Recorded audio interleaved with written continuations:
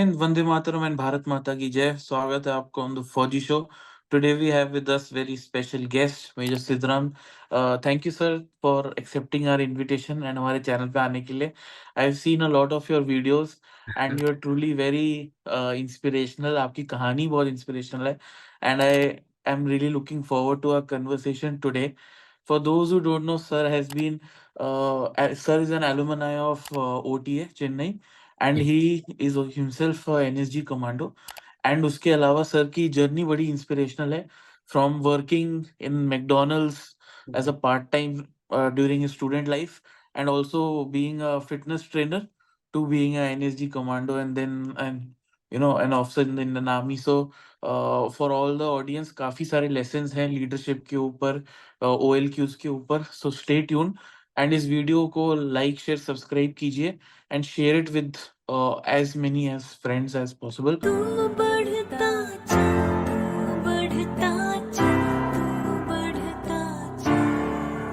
Thank you so much sir. And sir मैं चाहता हूँ थोड़ा आप ऑडियंस को अपने बारे में बताइए कि आप कौन हैं और आपका थोड़ा basic introduction. Yeah, sure. Thank you, Simrit, for this introduction and inviting me on your channel for sharing my experience. So, I'm Major Sidram Solankar. My native place is Solapur. I'm basically born in Pune, Maharashtra. And बचपन से ही सपना था फौज join करने का. मेरा school education Solapur से हुआ है, सिद्धेश्वर प्रशाला स्कूल मराठी मीडियम. उसके बाद मैं पुणे आया एंड पुणे से मैंने ग्रेजुएशन किया पुणे यूनिवर्सिटी से. उसके बाद एनसीसी स्कूल में भी था एंड उसके बाद कॉलेज में भी मैंने ज्वाइन किया था air wing NCC. I was air wing NCC cadet. I represented Maharashtra contingent in 2006, जो राजपथ कॉन्टिजेंट होता है, अभी कर्तव्य पथ हो गया.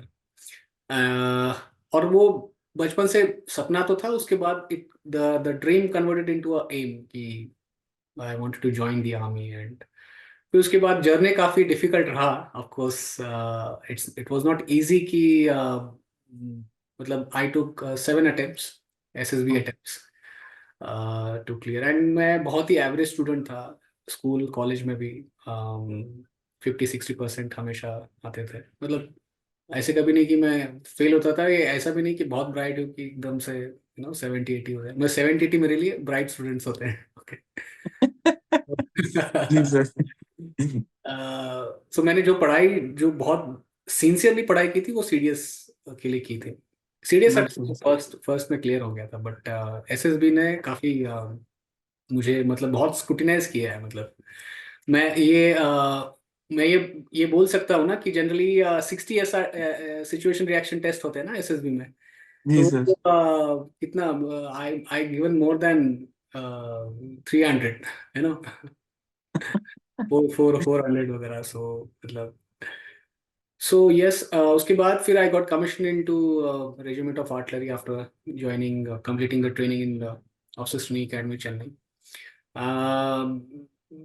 एंड एक स्पेशल फोर्सेस और कमांडो का सपना तो हमेशा रहता है. वो एकेडमी में थोड़ा अप डाउन होता रहता है. That's true. I volunteered for para. But अच्छा, ग्रेट. हमारी जो बैच थी ना, वो काफ़ी मतलब unique batch. Meritorious.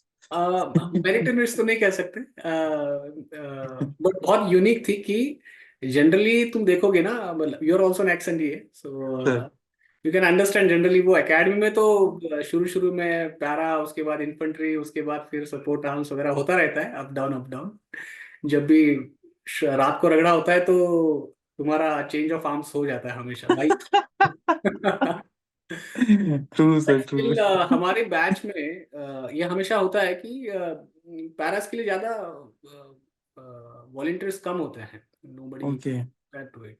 Generally under subscribe रहती है. कुछ वैकेंसीज खाली भी जाती है. ये मैंने सुना भी था. हमारी बैच में ओवर सब्सक्राइब हो गए थे. कुछ 7 या 8 वैकेंसीज थे और हम 15 वॉलंटियर्स थे उसके लिए. तो हमारी बैच में आई रिमेम्बर्ड जो हमारे बैटकॉम बटालियन कमांडर्स जो थे, एंड दोनों इसके, and I guess colonel GS भी ट्रेनिंग के, they have conducted a special test. मतलब उस बैच स्क्रीनिंग टेस्ट जो.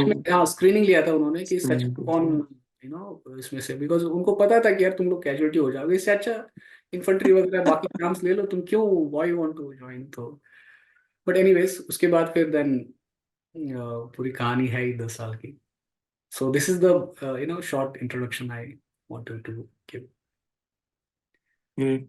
Sir, even in our batch, oversubscribed चले गए थे, screening हुआ, and everyone made it in first or second attempt in their probation. तो इसलिए I could relate. And sir एक चीज और जो मैं आपसे पूछना चाह रहा था कि आपने बताया कि आप मराठी मीडियम से हाँ। पढ़े हुए, सो उसकी वजह से क्या कोई दिक्कत आ रही थी एसएसबी में? बिकॉज एसएसबी में चाहे हम जो भी बोले टेस्ट ऑफ कैरेक्टर है, लेकिन टेस्ट सारे इंग्लिश में ही हम्म। है ऑन फाइनल डे। तो आपने वो कोप अप कैसे किया?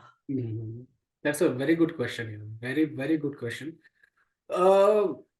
कैसा है सिमरत, इंक मतलब रीजनल लैंग्वेज मराठी, मतलब एनी रीजनल लैंग्वेज से उससे दिक्कत नहीं आती है आपको, but of course you are facing a challenge in getting the words, vocabulary, because आपका मदर टंग भी नहीं है वो इंग्लिश लैंग्वेज।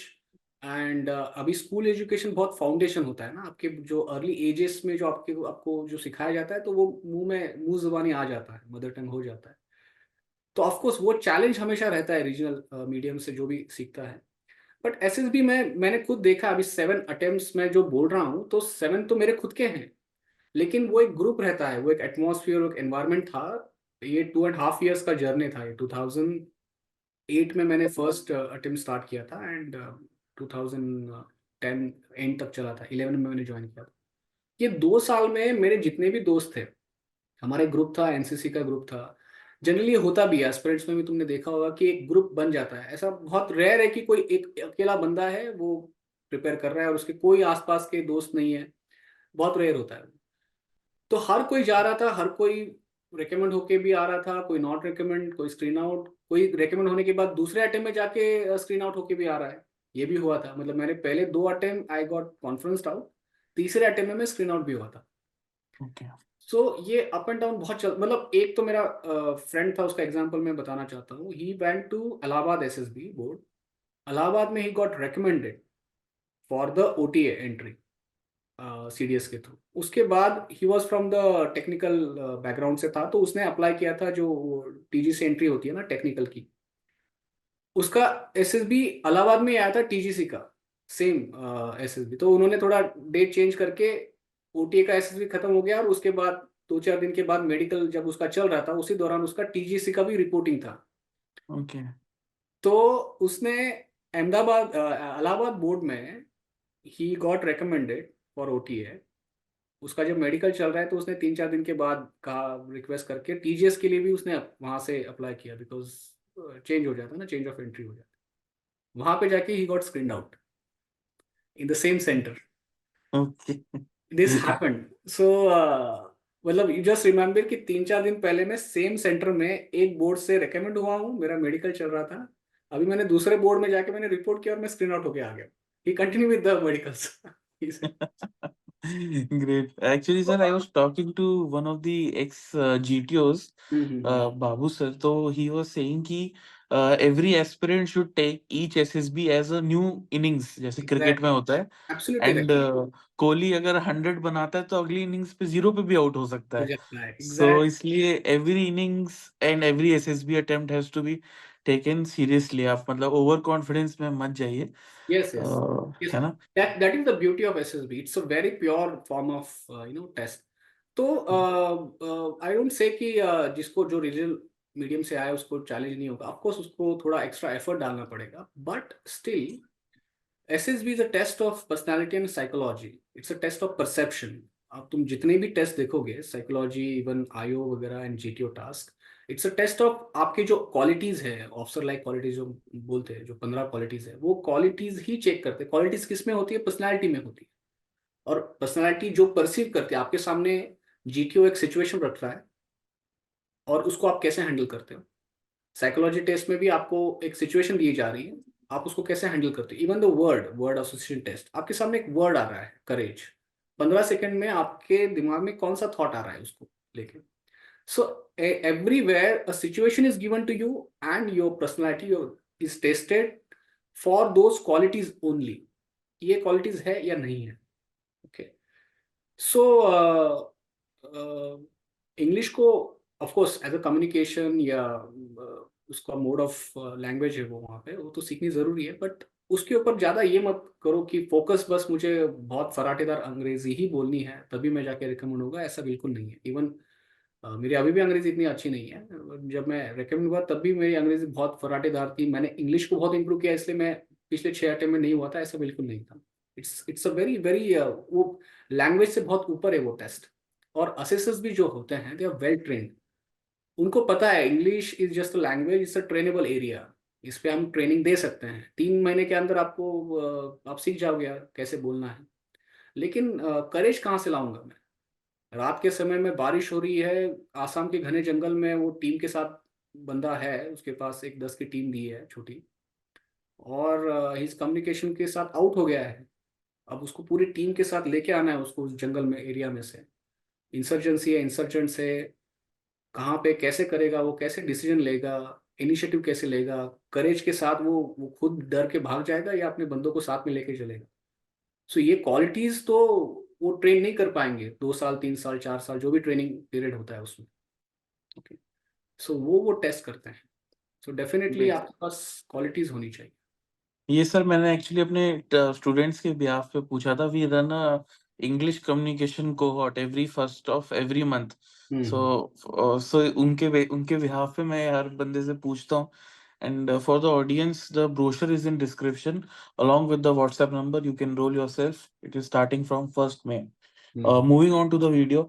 सर, थोड़ा सा इस पे आते हैं कि कॉलेज लाइफ हम्म. और एनसीसी और साथ में फिर आपका जो आप पार्ट टाइम जॉब कर रहे थे हम्म. मैकडोनल्ड्स में और then as a fitness instructor. So how were you managing time that time and when you were struggling, तो what was going in your mind कि यार हो पाएगा, मैं कर पाऊंगा?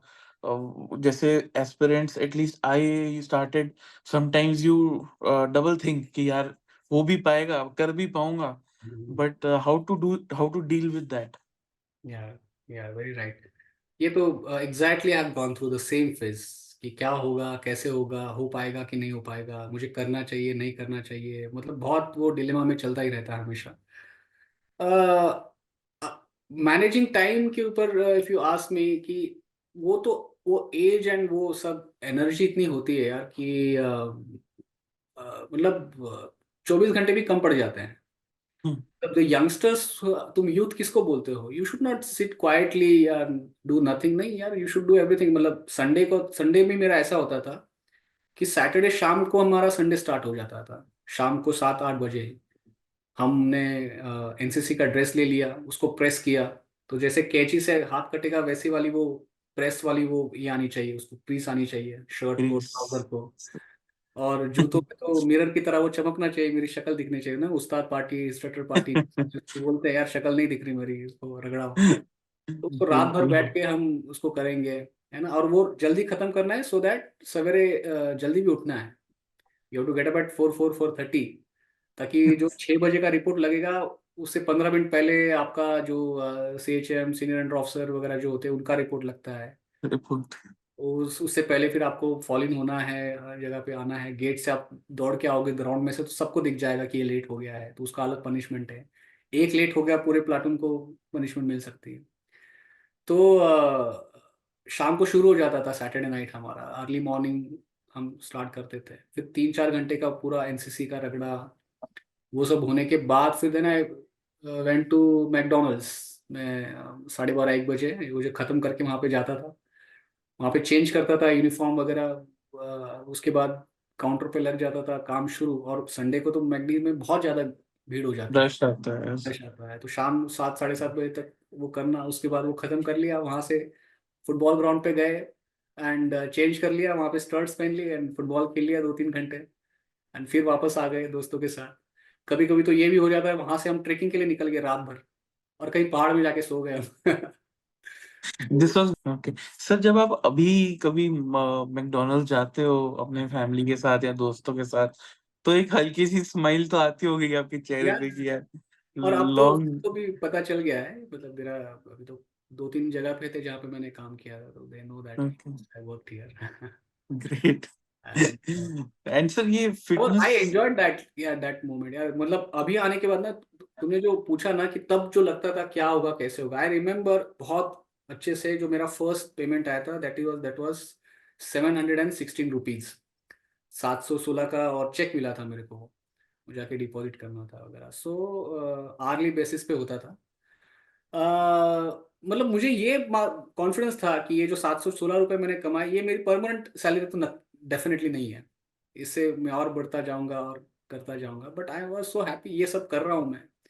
यू इमेजिन कि अगर आपके पास कुछ काम ही नहीं है करने के लिए, यू जस्ट सिटिंग आइडल, है ना, आपको एनर्जी को इन्वेस्ट करना है, तो मैं ये बोलता हूँ कि ऑफकोर्स ये थॉट्स आते हैं कि क्या होगा कैसे होगा, होगा कि नहीं। यू पुट योर 100%, अब पूरा दे दो, अब झोंक दो उसमें पूरा, हार्ट सोल माइंड बॉडी सब कुछ उसमें झोंक दो। जो भी रिजल्ट होगा वो अच्छा ही होगा, नहीं भी हो गया ना, एटलीस्ट यू आर सेटिस्फाइड कि भाई सब कुछ झोंक दिया था मैंने यार, है ना, वो जो sir any funny anecdote of your academy times? Anecdote बहुत सारे यार, स्पेशली ड्रिल उस्ताद के रहते थे। ओटी में परमेश्वरन, हमारा जो ग्राउंड है ना, सर। वो आई मीन उस वक्त तो बहुत ज्यादा स्ट्रेस रहता था यार ड्रिल उस्ताद का। पीटी उस्ताद थोड़े से सॉफ्ट रहते हैं, मतलब ऑफ हाँ, पीटी चिल। ज्यादा होती है एक्सर्शन वाइज, मतलब फिजिकल वाइज। ड्रिल में कभी कभी आपको बस खड़ा ही करके रख देंगे, लेकिन वो बहुत स्ट्रेसफुल हो जाता है। बिल्कुल। उससे ज्यादा ज्यादा स्ट्रेसफुल होता है उनके जो तुमने कहा ना उस डायलॉग्स, मतलब कहाँ कहाँ से आ जाते हैं, बी टेक एम टेक, यहाँ पे आके हो जाते हैं घुटना टेक, है ना। तो यार लाइक मतलब आई रिमेम्बर दुरुस्ताद बोलते थे कि जीसी, ये जो परमेश्वरम परेड ग्राउंड है ना, यहाँ से जब चिड़िया भी गुजरती है ना तो सादा में होके गुजरती है। एंड एक्चुअली मैं बता रहा हूँ, लिटरली हम लोगों ने इमेजिन किया था कि चिड़िया ऐसे ऐसे जा रही है, जैसे ही परेड ग्राउंड आ रहा है एकदम से सावधान होगी, क्रॉस कर, और दोबारा से नॉर्मल हो गई। वो दो दो सेकंड के लिए एक्चुअली हमको वो इमेजिन हुआ कि सच में ऐसा हो सकता है यार। True. Oh God. But drill ustads are great fun. मतलब एज अ कैडेट तो फन नहीं, but when you think in hindsight तो हंसी आती है अभी जब सोच के। मतलब ऐसा डर लगता है ना जैसे शैतान सामने खड़ा हो, मतलब वो, और उनको ग्रूमिंग दिया जाता है वैसे, उनको ट्रेनिंग वैसे दिया बिल्कुल। जाता है कि आपसे डीसी डरेगा ही डरेगा। But the even best sir, part, मैं आपको एक एनेक्डोट थोड़ा बताना चाहता हूँ। My father came to meet me during my mid term break. So my father is also ex and he is also from India squad. तो जैसे we were walking down the Trishul road, and सामने से drill उस्ताद आ रहे हैं लाल फट्टे में, and उनको देखकर पापा स्टार्टेड चेकिंग हिज क्रीज की यार ठीक है ना, मतलब मेरी बेल्ट वेल्ट ठीक करने लग गए अपनी। And that time he was a brigadier, but still the fear जो Yeah, था उनके मन में। yeah, that's I can relate to it यार, डेफिनेटली ये हो सकता है। एंड द बेस्ट पार्ट इतना इतना इमोशनल अप डाउन होता है ना एकेडमी में, even it is NDA IMA या ओटीए, मतलब भले 9 मंथ्स हो, 18 मंथ्स हो या 4 साल हो। इनफैक्ट इंडिया में तो सबसे ज्यादा होता होगा, बिकॉज 8 टर्म्स, 6 टर्म्स, 6 साल, 3 साल। जब वो जाते हैं सेम उस्ताद जिसको हम देखना नहीं चाहते, जिसकी शक्ल बिल्कुल पसंद नहीं है, जिसको हम बिल्कुल भी, मतलब यार ये बिल्कुल सपने में भी ना आ जाए, मतलब कभी जिंदगी में ना दोबारा दिखे, मतलब बहुत बहुत ऐसे अंदर से ना बहुत गुस्सा आता है। बट जब वो डीक्लासिफिकेशन हो जाता है एंड पीओपी आपका सामने मतलब आ जाता है ना, they started changing their behaviours, मतलब वो अलग ही ऐसा लगता है कि यार, मतलब कभी कभी है ना कि घर में कैसे माँ होती है, तो हमेशा उसके साथ हम क्लोज हो जाते हैं, एंड डैड के साथ हमेशा थोड़ा सा एक रहता है distance. But the moment you realise, और specially when you become a father, then you realise the importance of father ना, वैसा वो पीओपी के टाइम पे लगता है कि ड्रिल उस्ताद सामने आके खड़ा है आपके सामने, और स्टैम्प जोर से दिया उसने और आपको सलूट मार दिया कि जय हिंद साहब। ओ माय गॉड यार, मतलब ऐसा लगा था कि साहब आप क्यों क्यों सलूट कर रहे हो, मतलब गले लगाने का मन करता है, पैर पड़ने का मन करता है कि यार because of you I am like this. But वो उनके इसमें थोड़ा सा भी डाउट नहीं रहता है कि यार इसको तो मैंने ऐसे रगड़वाया था, गटर में लटकाया था, ये किया था, भगाया था, ये किया था, मैं पट्टी परेड करवाया था, इसको इतना गाली देता था, चिल्लाता था। मतलब जो कुछ कुछ होते हैं ना दिल उस्ताद के फेवरेट, जिनको बहुत ज्यादा मिलता है, उनको तो सबसे ज्यादा वो मतलब स्टैम्प मार के सल्यूट करते हैं। दे फील इमोशनल यार, उनके आंखों में आंसू यस, होते हैं कि अरे साहब आप क्यों ऐसे कर रहे हो मतलब। बिल्कुल। सल्यूट टू ऑल ड्रिल उस्ताद out there, thank you so much. Sir, एक और मोमेंट जो मैं आपसे बात करना चाहता हूँ before we move to the NSG part, was your commissioning वाला मोमेंट।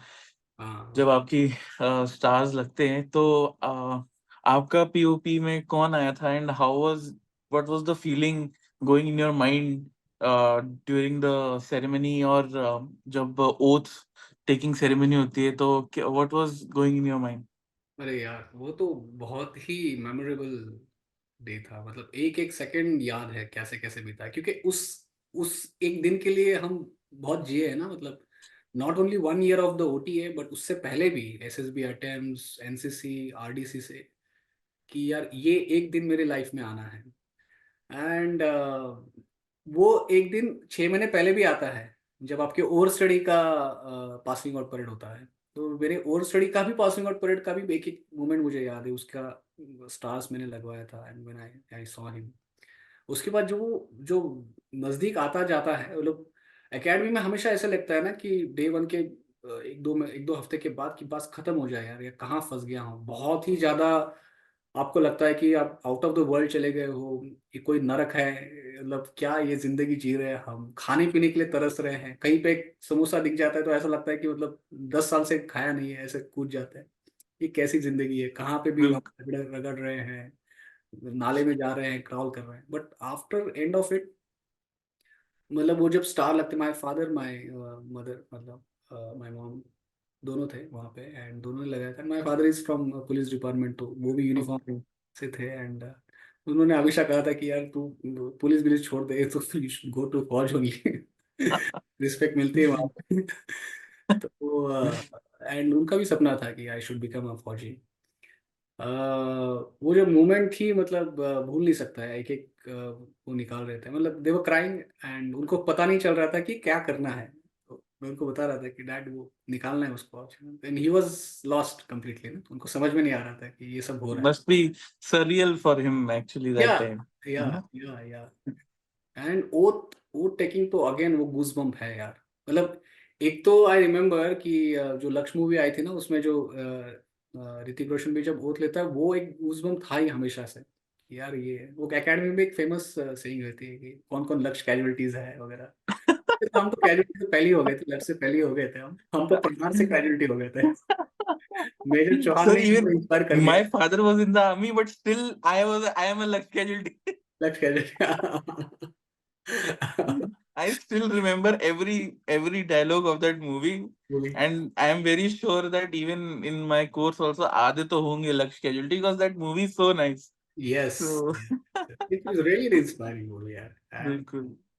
तो वो हमेशा वो मोमेंट हम जी रहे हैं ना, जो जो सपने में देखा है हमने। और कभी कभी ऐसा लगता है कि ये शायद होगा कि नहीं होगा, ये होगा कि नहीं होगा। But if you really put all your energies into that dream ना, कि यार नहीं, ये बस जो कुछ भी हो जाए, मैं जिंदा रहूं ना रहूं, ये दिन डेफिनेटली मेरे लाइफ में आना है, डेफिनेटली होगा वो। एंड जब वो हो रहा होता है तो अलग ही तरह का, मतलब you completely live in the moment. उस मोमेंट के अलावा आपको कोई right left past future, mistakes, right wrong, कुछ नहीं समझ में आता आपको। You just living the consciously, आप उस मोमेंट में होते हो। So it was an amazing experience. Okay. क्योंकि वो एंड आरटी आपको मिली, देन आप पलटन में गए, सो एक वो होता है कि स्टार्टिंग में लेफ्टिनेंट इज लाइक थोड़ा बहुत उसको प्यार करते हैं, या जो भी कह लो उसको तगड़ा करते बहुत प्यार करते हैं। हो उसको। बहुत सो प्यार से कुछ उसका। आप शेयर करना चाहोगे initial days in the paltan? एक तो I am very lucky and fortunate to join the Khalsa paltan, pure Sikh पल्टन थी मेरी। ओके। एंड तो और मैं भी बहुत एक्साइटेड था कि यार ये सर। सिख पल्टन में जा रहा हूँ। वो इनफैक्ट अगर मैंने जो इन्फेंट्री में भी जो कॉलम होते तो उसमें भी सिख वगैरह, पंजाब वगैरह ही डाला था मैंने कि यस, उसमें ही मुझे वांट टू वॉलेंटियर। अनफॉर्चुनेटली मैं चाहता था कि कश्मीर में जाऊं, बट मेरी ये पीस लोकेशन में थी, झांसी में थी। एंड तो मैं जब गया, एंड हमको एक डीओ मिलता है पहले तो वेलकमिंग का, एडजुटेंट से। तो मेरे जो एडजुटेंट थे नाउ इज कमांडिंग। तो उसमें क्या है ना कि जैसे इज फ्रॉम राजस्थान, तो वो भाटी करके लिखा है, बट कभी कभी पंजाबीज में भट्टीज भी होते हैं। भट्टी है सर। भट्टीज भी होते हैं, तो अब उतना मैंने ध्यान तो नहीं दिया। आई थॉट कि maybe he is also sick. So रात को मेरी ट्रेन आ गई झांसी में, उतर गया मैं। तो एक सूबेदार साहब आ गए। तो एंड सूबेदार साहब आ गए, उनके साथ दो तीन जो एनसीओज भी थे, ड्राइवर थे। आइए आइए साहब, आप मतलब उन्होंने पहले पूछा नाम वगैरह, फिर लेके चले गए बाहर। और रात के समय में खाली भी था स्टेशन। 2.5 टन लगा हुआ था, बहुत बड़ा एक ट्रक जो होता है। उसके अंदर एक सिंटेक्स की टंकी रखी थी, पानी की टंकी फुल भरी हुई थी। मेरे को सामान वगैरह लिया, जिप्सी में डाला। मेरे को बोला साहब हम जिप्सी में जाएंगे। मैंने कहा ओके ठीक है। तो सामान रखा, मैं जैसे ही चलने लगा, जिप्सी निकल गया आगे। और फिर सामने बोला साहब सब आप एक काम करो, आप इधर आ जाओ पहले। मैंने कहा, क्या हो गया? वो साहब ऊपर जो ये दिख रहा है ना आपको, सिंक उसमें आपको एक डिप लगाना है, गर्मी बहुत है ना झांसी में। मैंने कहा अच्छा ठीक है। तो आई कार्ड लटक रहा था मेरा।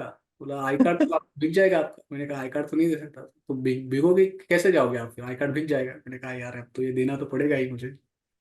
तो मैंने दे दिया उसको। एंड मैंने लेकिन नाम नंबर वगैरह नोट कर लिया, कौन था क्या था सूबेदार।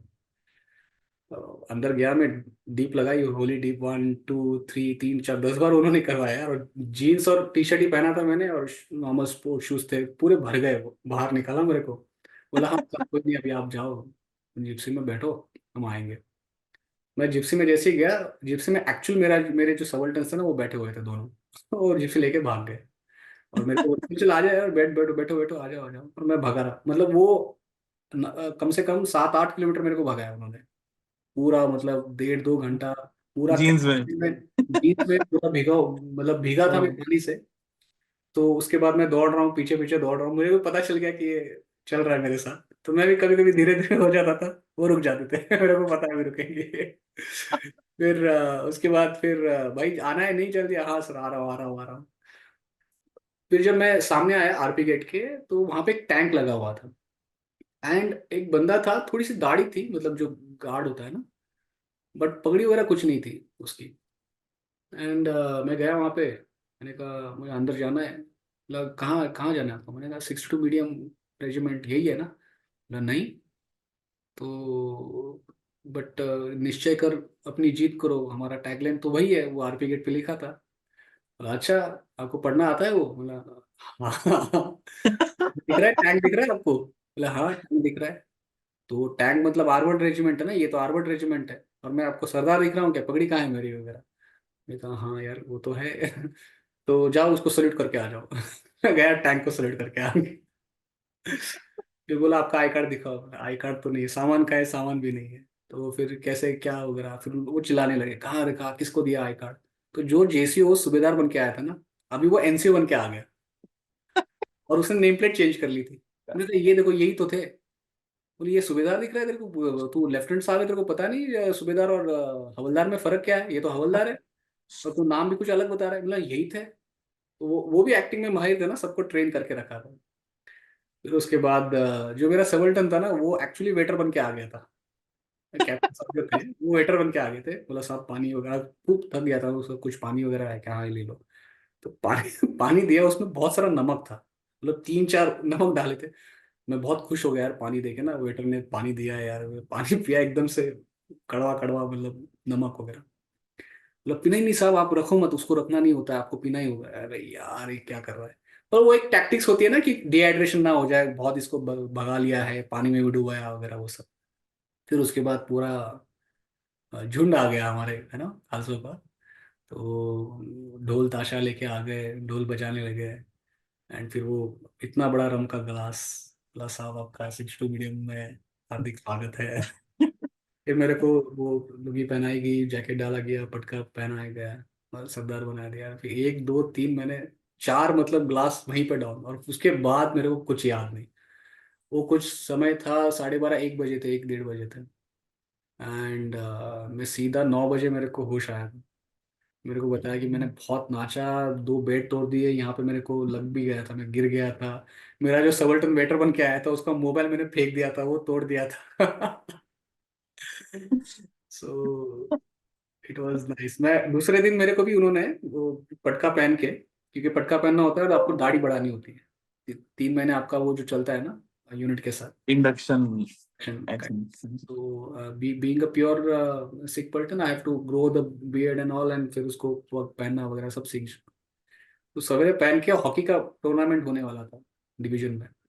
मैं हॉकी ले रहा हूँ, राइट में जा रहा हूँ तो राइट में ही घूमते जा रहा हूँ, लेफ्ट में जा रहा हूँ तो लेफ्ट में ही ऐसे। हम बहुत हिट कर गई थी मेरे को। Great. Thank you so much, sir, for sharing that. I'm sure aspirants को काफी अच्छा लगेगा ये सुन बहुत के। फन फैक्टर्स होते हैं, मतलब मेरे कोचमेट के साथ भी ना, जो आसाम वगैरह गए, उनको सीधा ट्रेन हाथ में पकड़ा दी, भाई तू चला अभी। ड्राइवर बन गया इस काम करके। मिलिट्री ट्रेन वगैरह होती है ना, सर, किसी को पकड़ के कोर्ट में डाल दिया एज ए पुलिसमैन बन के, lot of things. Great man. Sir, इस पे आते हैं एनएसजी वाले पार्ट पे, because I am sure many of the aspirants want to hear और लिसन टू दैट। तो आपने डिसाइड किया कि मैं एनएसजी की प्रोबेशन के लिए जाऊंगा, and how was the probation like? कहाँ हुई, कितने दिन हुई, और क्या क्या हुआ उस प्रोबेशन में? If you could share anything which is not confidential, of course. हाँ, यस यस। तो sir. Energy was a dream, and actually मेरा मतलब जो शोल्डर भी जो इंजरी हुई थी, उस समय भी यूनिट में काफ़ी सीओ भी कर रहे थे, कहाँ जा रहा है यार, वॉलंटियर कर रहा है तो तेरा रिकवरी भी नहीं हुआ है। बट मुझे ये पता चल गया था कि मैं और थोड़ा, बिकॉज आई वॉज, मेरा एज भी काफ़ी हो गया था, probably I am in amongst the very oldest officers, कि 32 क्रॉस कर दिया था मैंने। जनरली ओवर 30 के बाद लोग एनर्जी पैरा वगैरह प्रोफेशन में जाते नहीं, क्योंकि इंजुरीज भी काफ़ी हो जाती है, और उसके तब तक तो आपका वो एक सेट भी हो जाता है ना, I was battery commander, major साहब सब है, उसके बाद आप कहाँ जाओगे इतना वगैरह सब करने। बट वो मैंने कहा ना कि वो विल पावर हमेशा वो सुपर एक्सलेंट में थी, कि नहीं यार ये करना ही है। एंड और मेरे लिए वो लास्ट चांस था, मतलब सभी तरह से, टेक्निकली प्रैक्टिकली, कि अगर मैं और थोड़ा रुक जाता तो मेरा एज बार हो जाता, 33 के बाद लेते भी नहीं है वहाँ पे। एंड प्रैक्टिकली भी इसलिए क्योंकि फिर आपकी बॉडी के भी कुछ मैकेनिज्म्स होते हैं, या आप कितना भी वो मेटाबॉलिज्म रेट वगैरह कुछ, हाँ ठीक है विल पावर वगैरह है, बट उसकी भी कुछ कोई लिमिट होती है। तो मैंने ये सोचा था कि भाई ये लास्ट अटेम्प्ट है, अभी जो भी होना है इसी में होना है। मैं जब शुरू में तो जब गया था तो ऑफकोर्स एक स्क्रीनिंग टेस्ट होती है उनकी, मतलब जाते ही वो आपको पहले ही दिन या दूसरे दिन, डिपेंड्स, आप अगर दोपहर को आए हो तो शाम को, या शाम को आए हो तो नेक्स्ट दिन मॉर्निंग आपकी टेस्ट होती है इमीडिएटली। उसके बाद ही फॉर्म भरा जाता है वॉलंटियर का। तो आपका सबसे पहले टेस्ट होता है, 2.4 किलोमीटर रन होता है। तो आपको रन को कंप्लीट करना है, आई गेस 11 मिनट्स वगैरह है। इट्स अ फेयर टाइम, क्योंकि कुछ कुछ लोग जो सियाचिन वगैरह से भी आ रहे हैं, तो सबको मद्देनजर रखते हुए उन्होंने एक नॉर्मल टाइम रखा है।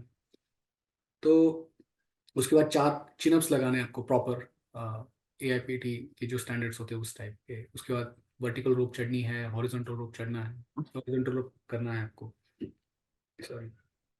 ये सब फिजिकल टेस्ट क्वालिफाई करोगे आप, उसके बाद आप नेक्स्ट फेज में जाओगे टेस्ट के, उसमें फायरिंग होता है आपका। तो आपको 2.5 सॉरी 5 सेंटीमीटर का आपको ग्रुपिंग फायर चाहिए इंसास के साथ, 5 rounds, twenty what five range, sir? 25 meter. Okay. तो मतलब नॉर्मल स्टेट, ये बहुत ही स्टैंडर्डाइज टेस्ट है, जो भी एक नॉर्मल सोल्जर होता है, नॉट अ कमांडो, एक सोल्जर लेवल के ये बेसिक बेयर मिनिमम टेस्ट है। उसके बाद थर्ड फेज का जो टेस्ट होता है ना, that's a very interesting test. ये एक तरह का साइकोमेट्रिक टेस्ट है ये, ओके। जिसमें जैसे PABT वगैरह होता है ना, बेसिक टाइप का एक टेस्ट है। आपको एक वीडियो गेम की तरफ आपको बिठाया जाता है, बहुत सारे प्रेशर पॉइंट्स होते हैं, कि आपको पैडल हाथ प्रेस करना है, आपको जो कलर दिखता है, इट्स 1.5 आवर्स का, बहुत इतना प्रेशर डेवलप किया जाता है ना आपके ऊपर, कि स्पीड बढ़ाएंगे वो, फिर आपको सिलेक्ट करना है कौन सा कलर आएगा क्या आएगा। ये जस्ट वन टाइप मैं बता रहा हूँ। रिफ्लेक्सेस के लिए सर रिफ्लेक्सेस एंड पूछ रहा आपका थिंकिंग पावर, आप कितना फास्ट थिंक करते हो और प्रेशर ले पाते हो कि नहीं, कि आप छोड़ देते हो। हूँ। ओके। ठीक है। तो वो क्वालिफाई होने के बाद फिर देन यू आर इंडक्टेड। कि आपका स्क्रीनिंग कंप्लीट हो गया। तो बहुत लोग आउट हो जाते हैं उसमें भी, फिजिकल में भी हो जाते हैं, एंड या फिर कुछ कुछ फायरिंग में भी आउट हो जाते हैं, क्योंकि गलती से भी एक बुलेट आपके देने वाली चली गई ना, पूरा ग्रुपिंग आपका आउट हो जाता है। एंड या साइकोमेट्रिक में भी बहुत आउट हो जाता है। फिर उसके बाद स्टार्ट हुआ जो फर्स्ट बीपीटी हुई थी ना, तो मैं सबसे लास्ट में था, पूरे कोर्स में सबसे लास्ट में आया था। एंड मेरे पीछे एम्बुलेंस ऑफ कोर्स आ रही थी।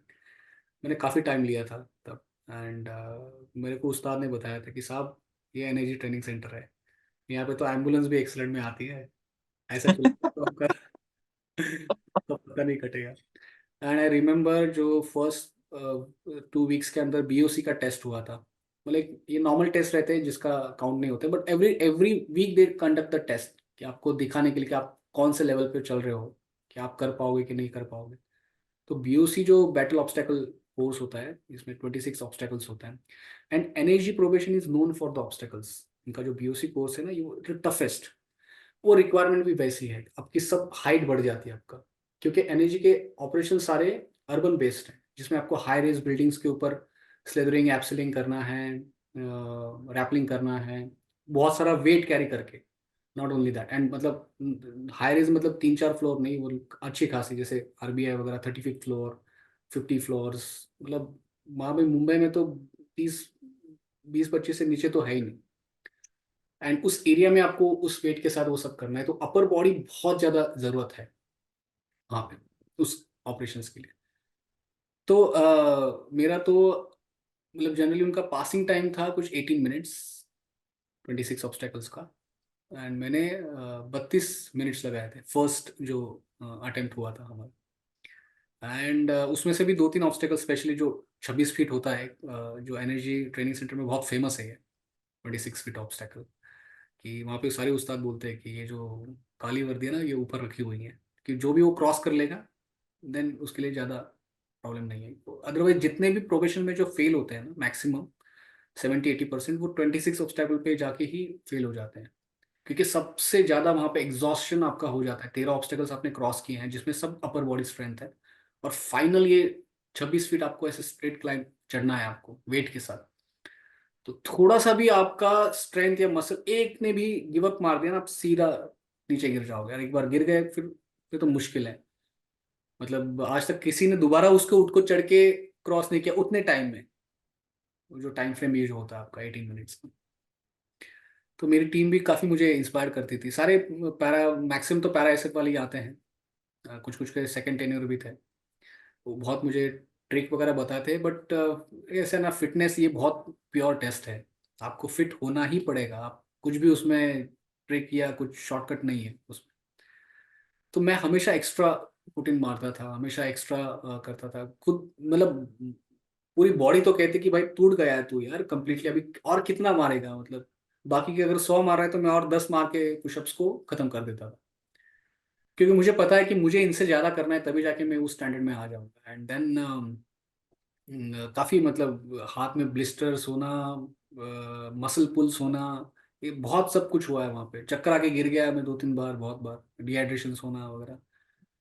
एंड बट जो मेजर संदीप उन्नी कृष्णन थे ना, उनका वो बस लगा हुआ था हमेशा, उसको देख के वो हमेशा इंस्पिरेशन आता था कि यार इस बंदे ने इतना मतलब वो कैसे, ही ही न्यू दैट ना, जब वो जा रहे हैं। See I want to tell you, sir NSG एक स्पेशल फोर्स जो है ना, इट्स अ कम्प्लीटली डिफरेंट। मतलब जो अदर स्पेशल फोर्स जिसको हम बोलते हैं, जैसे पैरा एसएफ हो गया या इवन दी मार्कोस हो गई, you choose your ground, because these are the offensive forces. आप एनिमी एरिया में जा रहे हो, yes it's a very risky operations, but you choose आपको किस एरिया में जाना है। फॉर एग्जांपल पैरा एसएफ है, उनको अगर किसी पेट्रोल पे जाना है, स्पेशल पेट्रोल करना है, या क्लोज टारगेट ट्रेकिंग करनी है, तो दे न्यू, उनको पता होता है कि ये एरिया है, कैसे जाना है, रूट वो खुद चुन सकते हैं, इक्विपमेंट वो खुद चुन सकते हैं, टीम का सिलेक्शन वो उनके पास खुद होता है। हाँ, उस समय में अगर कुछ इमरजेंसी आ जाती है तो वो रिस्पॉन्ड करते हैं, लेकिन मैक्सिमम जो इनिशिएटिव है वो उनके पास होता है। Energy is different. एनर्जी कोई रेड नहीं करता किसी पे, या एनर्जी कोई दुश्मन के एरिया में नहीं जाता है, वो तो अपना एरिया है। It's a responding force. Energy हमेशा तब एक्ट करता है जब कोई ऑलरेडी अटैक हो चुका है, टेररिस्ट अटैक हो गया है, हॉस्टेज सिचुएशन बन गई है, तभी आप जाओगे। आपने काफी बार सुना होगा एनर्जी के कुछ कमांडो से भी ना, कि स्पेशली जो 2611 में जो टीम थी, हमारे पास कुछ नहीं था, ना ब्लूप्रिंट थी, ना मैप था, ना कुछ था, व्हाट्स वी आर एंटरिंग। ये कभी नहीं होगा। एनर्जी कमांडो के पास वो कभी नहीं होगा। आपके पास फुल इंफॉर्मेशन है कि कितने हॉस्टेजेस है, कौन से एरिया है, कैसा ब्लू मैप है, because you never know terrorist कहाँ पे कब कैसे अटैक करेगा, ये कभी नहीं पता है, वो आपको बता के नहीं करेगा। तो ये हमेशा ऐसा ही रहेगा। सो आपके पास वो इनिशिएटिव नहीं है, आपके पास टाइम नहीं है उसको रेकी करने का, उसको पूरा इवेल्युएट करने का, कौन सी डील करनी है, क्या करनी है, आपको रिस्पॉन्ड करना है, और आपके ऊपर प्रेशर है टाइम का। क्योंकि अगर आपने 1 सेकेंड लूज कर दिया, इसका मतलब एक जान चली जा रही है हॉस्टेज की। तो सो this is a very different kind of counter terrorism force या स्पेशल फोर्स। तो ये माइंडसेट इसका हमेशा रिस्पॉन्डर का है, जब आपके पास वो इनिशिएटिव नहीं है। तो जब फाइनल टेस्ट हुआ था बीओसी का, तो I could complete in the not only 18 minutes but in 14 minutes. तो Oh मतलब wow, वो super it's less excellent. than half. Yes yes. मतलब वो जो कैटेगरी भी होती है उसमें, वो एक्सलेंट से भी ऊपर जो होता है ना, सुपर एक्सलेंट, सुपरमैन ये बोलते हैं, वो उस कैटेगरी में मैंने बीओसी कंप्लीट किए थे। तो my team was so inspired ना, वो देख के भी कि सब, आप लग रहा था कि आपसे तो हो नहीं पाएगा, लेकिन आपने बहुत मेहनत की, क्योंकि वो इंस्पिरेशन था कि यार इस बंदे ने ये किया है। मेजर संदीप उन्नीकृष्णन, जब वो जानता था कि मैं अंदर जाऊंगा तो वापस नहीं आ सकता मैं, after knowing that and you still taking a step forward, that takes a lot of courage.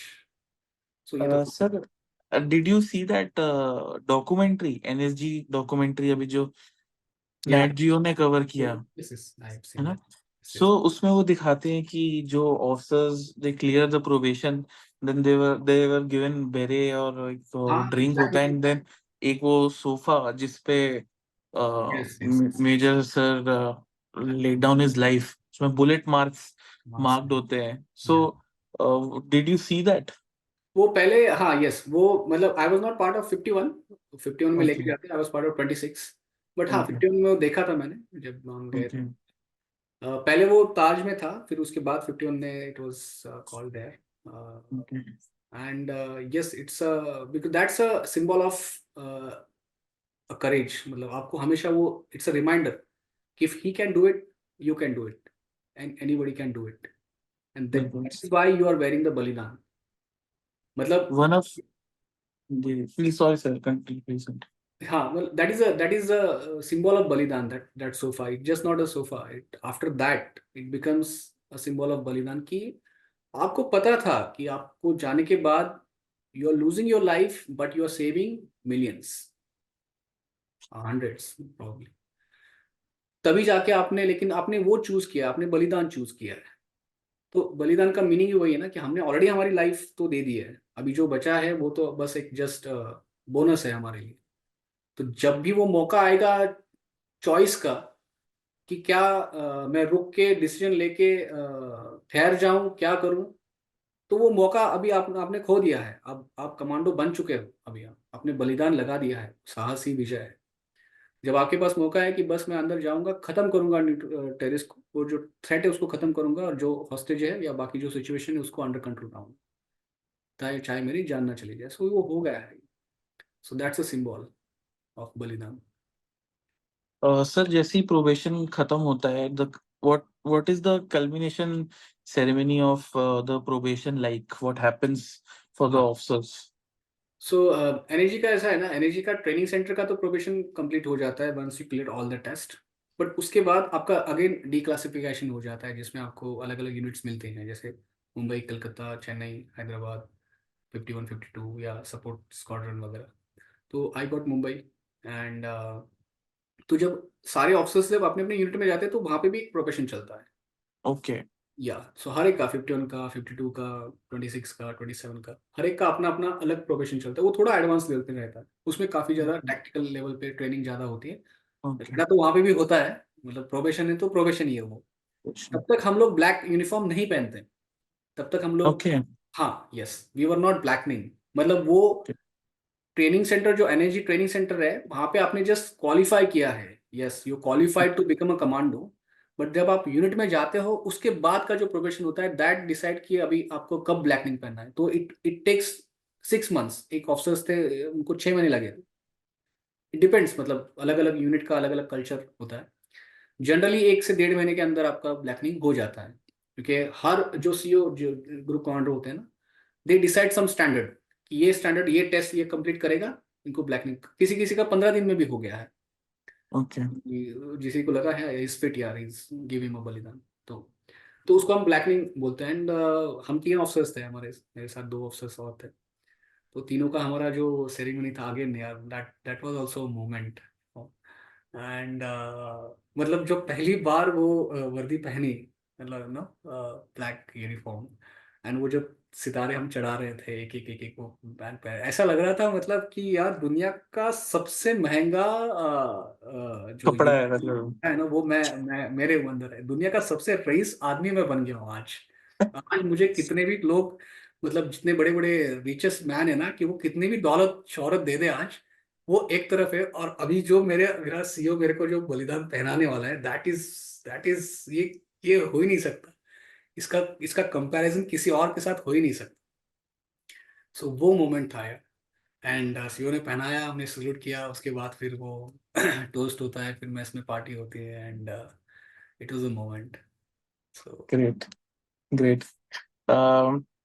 Sir, what was your life after you got inducted into NSG? Like, the rest of the tenure? yeah, it was very fruitful and sorry, very fruitful and काफी excitement थी। I mean पहला ही task मेरे को मिला था, competition था। It's a big competition. Energy में all India level पे होता है, सारे यूनिट्स पार्टिसिपेट करती हैं। and I'm really really proud to say that I won that competition. Not Oh, me, great. my team won that competition. I was Great. the team commander. It's all India level का एक best commando team competition होता है house intervention के लिए। तो वो भी मानेसर में ही होता है। एंड बहुत लंबा होता है, मतलब इस 1 से 1.5 महीने का प्रैक्टिस था। उसके बाद वो कंपटीशन ही खुद 1 हफ्ते तक चलता है, जिसमें Oh, आपकी फायरिंग टेस्ट, फायरिंग बहुत लेवल पे, एडवांस लेवल पे। मतलब आप दौड़ के आओगे, टायर फ्लिप करोगे आप, मतलब 80-80 किलो के टायर्स होते हैं ना वो ट्रैक्टर वाले, वो फ्लिप करोगे 100-200 मीटर, और उसके बाद आपको फायर करना है। और फायर खत्म होते ही, और फायर भी वो दोनों, मतलब right shoulder left shoulder, ambidextrous, kneeling position, standing position, lying position, target भी अलग अलग हैं, सेकंड्स में रहता है। आपको मैगजीन खोल के दोबारा चेंज करनी है 3-3 बार। क्विक रिलीज, क्विक, आपको ये वो सब है। उसके बाद आपको फोटोज दिखाए जाएंगे, 100 फोटोज दिखाए जाएंगे, वो ब्लर होंगे। उसमें से 6 टेरिस के फोटो होंगे, आपको याद रखने हैं। फिर आप दौड़ोगे बहुत ऊपर अपहिल, वहां पे आपको एक नंबर दिया जाएगा, 3, 4, 7, 8, 9, और एक वर्ड दिया जाएगा ऐसे ही, क्या, टैक्टिकल बेस या एरिस्टोक्रेट, या वो आपको सब याद रखना है। फिर आप दौड़ते हुए नीचे आ रहे हो, फिर आपने वो बेस बना दिया, और आपने मतलब क्या बोलते हैं उसको, ऑब्स्टेकल क्रॉस कर दिया। उसके बाद आपको बताया जाएगा आपने वो जो फोटो देखे थे वो कौन से फोटो थे, आप इसमें से सिलेक्ट करो। वो आपको नंबर बताया दिया था, नंबर बताओ क्या था, वो वर्ड कौन सा था, एरिस्टोक्रेट था, ये था, आप लिखो यहाँ पे। तो ऐसा वो टेस्ट हो, बॉम्ब डिस्पोजल का, डेमोलिशन का, वो एक टास्क दिया जाएगा, उसको आपको तोड़ना है, अपने अपने चार्ज बनाना है, बॉम्ब बनाना है, उसको फोड़ना है। तो ये सारे टेस्ट होते हैं। फायरिंग रात में बहुत सारी टेस्ट होती है, रात नाइट शूटिंग के लिए तो एनर्जी इज फेमस। इतने वैरायटीज ऑफ टेस्ट है ना नाइट फायर के, बहुत ज्यादा कलर वाले। और वो भी रात में भी दौड़ के, कोई कभी भी एनर्जी का कोई भी फायर टेस्ट ना, आप सिंगल ऐसे ब्रीथ में कर ही नहीं पाओ। आपने हाफना ही है, उसके बाद ही फायर करना है। स्ट्रेस इंड्यूस करना ही पड़ेगा उनको। नहीं, yes. So I was lucky, and not lucky ने, माय टीम वाज लाइक, सारे मतलब 3-4 पैरा के थे, 2-3 कोबरास के थे। Cobra is also best, great. जो combat battalion for Israel force CRPF की है। तो वो सब थे, and we won that competition. तो काफी वो भी मतलब पूरी यूनिट में हमको ढोल ताशे के साथ लाग लेके आया गया। That was moment. एंड फिर बहुत सारे एक्सरसाइजेस, मॉक ड्रिल्स, मॉल्स वगैरह में बहुत सारे फोर्सेस के साथ काम करने का मौका मिला। जितने भी काउंटर टेररिज्म फोर्सेस हैं, इंटरनेशनल लेवल के फोर्सेस, यूएस के साथ, आपने वो ग्रीन बरे वगैरह का भी नाम सुना होगा ना, स्पेशल सर। ऑपरेशन यूएस, उनके साथ भी ट्रेनिंग किया हमने। So it was very very memorable, glamorous भी था बीइंग इन मुंबई। सर थोड़ा सा अजीब सवाल है, लेकिन मैं ऑडियंस के पर्सपेक्टिव से पूछ रहा हूँ। जब आपने फॉरेन के काउंटर टेररिज्म यूनिट्स के साथ ट्रेन किया या इंटरेक्ट किया, so like movies because of the Hollywood effect उनको इतना ग्रेटर लार्जर देन लाइफ दिखाते हैं, and हमारे पे मूवीज अभी भी बन रही हैं हाँ last few years. So are they like really that good, या वी आर मच बेटर, या व्हाट वाज योर हाँ हाँ, या opinion? I also watch lot of movies. मेरा ऐसा है, ओपिनियन नहीं, मैं तो रियलिटी बता दूंगा जो मैंने देखा है। अभी मेरे हमारे साथ जो आए थे वो एसओएफ थे, special operation forces. So actually they are not like an energy, वहाँ पे उनका जो यूएस में जो एनर्जी है that is like you can say swat, स्वैट। स्वैट teams, स्वैट। या बट स्वैट भी लाइक वो भी फेडरल नहीं है, एनर्जी इज फेडरल। तो मतलब स्वैट एंड थोड़ा some part of navy seals ऐसे मिला के आपने कर दिया तो यहाँ पे हमारा एनर्जी बन जाए। पहली बात तो क्या है ना कि कंपैरिजन ही गलत है दोनों फोर्सेस का या दोनों कंट्रीज का। If you see the US, US में कोई भी इनहेरेंट थ्रेट नहीं है। वहां पे जो उनके बॉर्डर के साथ कोई इशू चल रहे हैं, ठीक है, वो मेक्सिको के साथ ड्रग्स पेडलिंग वगैरह का है, बट वहां पे they are not like fighting for like जैसे हमारे यहाँ पे कश्मीर पाकिस्तान इशू है, मतलब बॉर्डर इशू बहुत बड़ा इशू है, सर। इंडो चाइना इशू है, वी फॉट वॉर्स, ठीक है, वी फॉट वॉर। यूएस ने ऐसा कोई वॉर बॉर्डर के हिसाब से उन्होंने कोई फाइट फाइट नहीं किया, और उनके आसपास भी कोई है नहीं। हमारे यहाँ पे इंसर्जेंसी का प्रॉब्लम है, नक्सलिज्म का प्रॉब्लम है, आर्म रिबिलियंस वगैरह है, इट्स इनहरेंट है, ओके, ज्योग्राफी में। यूएस में नहीं है, यूएस के जितने भी they go you know looking for the Wars.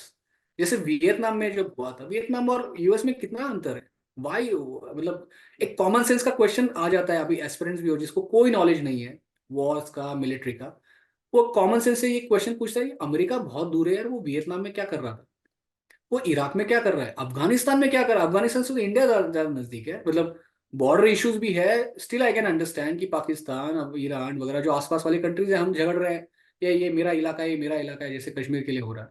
भाई यूएस इतना दूर 7 समंदर पार आके क्या कर रहा है? So you have to understand, वो actually they are going searching for the war and creating the war and fighting it. So हमेशा they are putting themself as a hero, ठीक है। हमारा डिफेंस बहुत ज्यादा स्ट्रांग है बिकॉज हमारे ऊपर अटैक हुए हैं। ऑल दो हमने तो पूरे वॉर हिस्ट्री में दो कंट्रीज के बीच में वॉर हुआ, और इतना बड़ा surrender, 93,000 soldiers, trained army soldiers को सरेंडर करवाया, ये कौन से कंट्री कहाँ पे हुआ, ये इतना बड़ा सिंगल आर्मी ने किया है ना, वो अलाइड फोर्सेस वगैरह हो सकती है, बट सिंगल नहीं, आर्मी आफ्टर ने दिखा। World war two it was the largest surrender only, नहीं, तो इवन वर्ल्ड वॉर में भी तो अलाइड थे ना, सारे कंबाइंड थे ना, मतलब ब्रिटिश, फ्रेंच, अमेरिकन सब एक साथ आके उन्होंने ये किया है, हमारी सिंगल आर्मी ने ये किया है, ठीक है। सो ऑफ कोर्स, मतलब मैं ये बोल रहा हूँ, I am not comparing it, but हमारे यहाँ पे मूवीज नहीं बन रहे उस हिसाब से, that I can understand. And अभी जैसे चाइना, चाइना का तुम ले लोगे तो China is also fighting lot of Wars.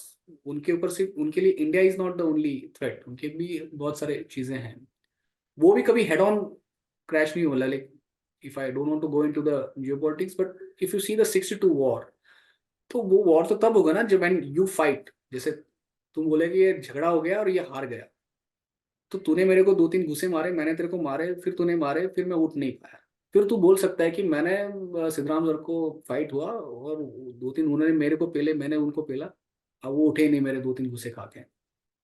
But जब when you are not fighting, the bodies were like, जैसे ऐसा बैठा है जो बंदा संतरी पोस्ट पे, वैसे की वैसे बॉडीज उठाई है बर्फ में, फ्रोजन, मतलब टेम्परेचर, कैनवास के शूज वगैरह, if you must have heard, they didn't fight यार, द सोल्जर डिडंट फाइट, मतलब वो उस जो वहाँ का क्लाइमेट, वेदर कंडीशंस है, एक्सट्रीम वेदर कंडीशंस की वजह से उसकी जान गई है वहाँ पे, ठीक है, because lack of of winter lack of clothing, lack preparedness of of, weapons, ammunition. या उसकी वजह से, तो ये आप कैसे बोलोगे कि यू लॉस्ट, है ना। So that's the reason. So बाकी उनका हमेशा रहता ही है, they are good in narratives. US are best in hashtags. बहुत सारे जनरल ऑफिसर्स भी बोलते हैं they are best in the social media and narratives. Otherwise, if you see Vietnam में तो उनको अच्छी खासी पेल दिया था वियतनामीज ने उनको, है ना? सर यहाँ पे अफगानिस्तान में से तो भाग गए right. Great sir last question and thank you so much आपने इतने सारे क्वेश्चन पेशेंटली आंसर किए thank you so much sir काफी एस्पिरेंट्स हैं जो वीडियो देख रहे हैं लेकिन वो किसी ना किसी स्टेज पे अटके हुए हैं रिटर्न या स्क्रीनिंग या कॉन्फ्रेंस या मेरिट तो आपका उनको लास्ट मैसेज उस एस्पिरेंट को आउट देयर मैं यही बोलूंगा कि पहले तो आई नो व्हेन जब भी ये फेलियर स्टक होता है ना, जैसे यार फेल हो गया आ गया, तो हम काफी इमोशनल हो जाते हैं, होता भी है, इट्स वेरी नेचुरल. बट एक दो दिन थोड़ा खुद को कंप्लीटली अलूफ करना, सोशल मीडिया, आपके मोबाइल वगैरह या आपकी family friends close one, even आप बॉयफ्रेंड गर्लफ्रेंड जो भी है उनसे भी आप दूर जाना एक दो दिन के लिए कहीं पे, कंप्लीटली अलूफ करना एंड थिंक वेरी ऑब्जेक्टिवली कि where you went wrong, where I went wrong exactly. Objective सोचना बहुत जरूरी है, क्योंकि इमोशंस रह के हम सोचोगे तो आपको सोल्यूशन नहीं मिलेगा कि एग्जैक्टली कहाँ पे प्रॉब्लम आ गया था. Okay, that is one thing. And second last message मेरा यही है कि no matter what, if you are having a very sincere commitment, total commitment for your aim, you will achieve it. You will achieve it. तो दो ही reason है, या तो आपने टोटल कमिटमेंट नहीं दिया है या आपका विलिंगनेस कम पड़ गया, जो आपकी विल पावर है वो कम पड़ गई. प्रॉब्ली आप नहीं चाहते कि वो मैं करूं, क्योंकि जिसके लिए जो मैं टोटल कमिटमेंट दे रहा हूँ और टोटल मेरी पूरी यही मतलब पूरी जान झोंक दी मैंने, उसके लिए तो सक्सेस फेलियर कोई मायने नहीं रखता, मैंने तो पूरा दे दिया है अपना, है ना. सो 99% कमिटमेंट लैक हो जाता है, ये मैंने देखा है. 1-2% हो गए जहाँ पे आपने कुछ टेक्निकल गलती की होगी जो नहीं करनी चाहिए, और वो इमीडिएटली रेक्टिफाई कर देते हो आप. Okay, so I wish all the aspirants best wishes and prepare well. पूरा झोंक दो, यू नो, डिस्ट्रैक्शन बहुत आएंगे, यही चैलेंज है आपके लिए कि if I take 2 more minutes, Simrat, I just explain one. Please sir please So मेरा जो फर्स्ट अटेम्प्ट था ना CDS का, I remember that was on 17th of Feb. And I was going around, I was dating a girl, girlfriend थी, मेरे friends भी थे, उनकी भी गर्लफ्रेंड्स होती है, होता है. मैंने डिसाइड किया था कि 17 फरवरी जो मेरा फर्स्ट अटेम्प्ट है CDS का, उससे पहले मैं कम से कम 3 बार मॉक टेस्ट दूंगा एक्चुअल में, जैसे English paper, general knowledge and maths, उसी टाइम में. तो उसमें उस शेड्यूल के टाइम में मैंने 1 महीने पहले शेड्यूल डिसाइड किया था, तो मैंने 14 फेब का भी मेरा आ गया था. 14, उसके बाद वैलेंटाइंस डे रेस्ट, हाँ, 15 को रेस्ट, 16 को राइस रिविजन एंड 17 को. तो वो जब मैंने शेड्यूल बनाया था, ये वैलेंटाइन दिमाग में नहीं आया था भाई मेरे, तब तो बना लिया था शेड्यूल, और फिर मैंने डिसाइड किया था कि अब तो करना है, तो 13 तारीख को पूरा मैंने रिवाइज वगैरह किया कि कल सवेरे उठ के वो टेस्ट देनी है प्रॉपर. एंड मैंने टेस्ट दे दिया, इंग्लिश का पेपर हो गया, दूसरा हो गया. एंड गर्लफ्रेंड का कॉल रहा है कि आज तो यार वैलेंटाइन है, मिलना है. मैंने कहा कि मेरा टेस्ट चल रहा है, मेरे को डिस्टर्ब मत करो, और मैंने फ़ोन स्विच ऑफ कर दिया एक्चुअल में. ठीक है. सो एक्चुअली वो मतलब कहाँ कौन क्या वैलेंटाइन यार, मतलब मेरे लिए तो यही सबसे इम्पोर्टेंट है. शाम को मेरे दोस्त भी घर पे आए थे, हॉर्न बजाया खूब, उन्होंने नीचे चिल्लाए, बेल बजी, हॉल बजाया, मैं कंप्लीटली मैंने ऑफ ही कर दिया वो. ठीक है. वो भी चिल्ला चिल्ला के चले गए, वो एक्चुअली दे वांट. सो ये हुआ है. तो 17 तारीख को एग्जाम देने गया, तो वो फिर जो भी हो, तो ब्रेकअप तो होना ही था. तो but I just wanted to tell you कि आपको वो कमिटमेंट टोटल होना चाहिए, वो सिंसेरिटी आपकी हमेशा होनी चाहिए. Thank you so much sir it was a honour and a privilege to talk to you and काफी कुछ सीखने को मिला and I am sure aspirants के लिए बहुत ज्यादा बेनिफिशियल होगा and we are really looking forward कि फ्यूचर में हम आपको रियल टाइम में होस्ट करें अपने चैनल पर so thank you so much and for my audience please like share subscribe and also follow sir on Instagram उनकी Instagram ID I am putting in description तो do check them out. Also, do check out our English communication cohort starting from 1st May onwards. Program brochure is in description along with the WhatsApp number. So thank you so much. Love you all, जय Hind and take care.